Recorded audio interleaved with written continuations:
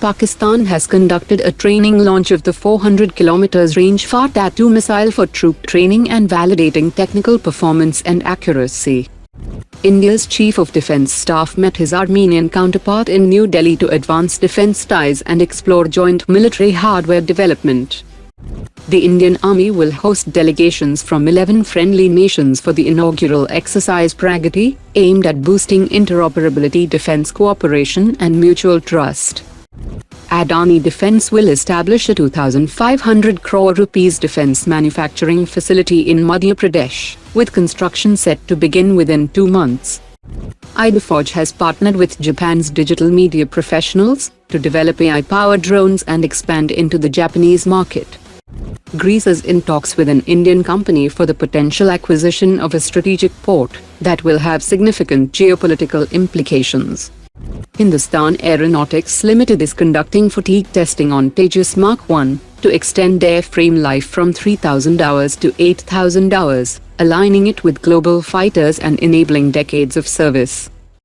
Bharat Supply and Support Alliance has unveiled its Triumph 3D AI-driven autonomous air defense system using a 7.62 by 51 mm Gatling gun to counter drone swarms with 90% plus accuracy and rapid sensor-to-shooter response. K-5 SLBM is heading for pop-up and full flight trials in 2026. With S4 SSBN set to deploy the 6,000 km MIRV-capable missiles from extended launch tubes, significantly expanding India's sea-based deterrence reach. Boeing has unveiled a concept showing the Chinook helicopter deploying drone swarms from a palletized launcher through its rear ramp, using its high payload capacity and tandem rotor design to support reconnaissance missions without losing its transport role. China is reportedly planning to acquire 48 Ka-52M helicopters from Russia for its amphibious assault ships, with deliveries possibly starting from 2027. Leaked documents and images suggest a structured procurement program, which could significantly enhance China's amphibious and anti-ship strike capabilities. The Indian Army has issued an request for information for 90+ cadet tracked air defense systems to replace Tunguska units, seeking a high-mobility Make-in-India platform with gun and missile options, to counter drones, rockets and mortar threats with 360 degrees coverage. The Ministry of Defence has issued an request for information to lease ultra-heavy lift helicopters for the Indian Air Force under a lease model, targeting 20 to 40-ton lift capability, which means that the requirement goes beyond the Chinook helicopters.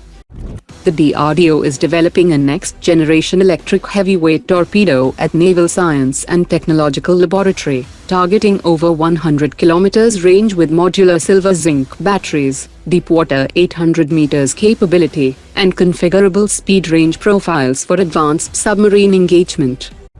India's Tejas MK2 is entering its final testing phase, with ground validation and certification accelerating, ahead of a maiden flight targeted for mid-2026. The Center for Military Airworthiness and Certification is fast-tracking first flight clearance, as the prototype prepares for taxi trials and a mid-2026 first flight in primer configuration. Algeria's $2 billion deal for 14 Su-57E fighters with full package of training, spares, weapons and support establishes a clear pricing benchmark, with flyaway costs at $80 million per aircraft and full package costs at $140 million per aircraft, with assembly at Hindustan Aeronautics Nashik facility and an order size exceeding 100 aircraft. Per unit flyaway costs could drop below $80 million, while total package costs may reduce to around $120 million per aircraft due to economies of scale and localized supply chains. Russia is leveraging this advantage to pitch a larger Su-57E fleet for the same budget, suggesting a $24 billion Rafale-scale program could be rebalanced towards significantly higher aircraft numbers.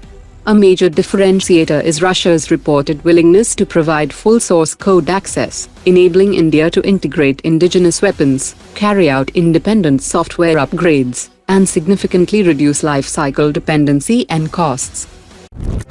Today's top 3 comments.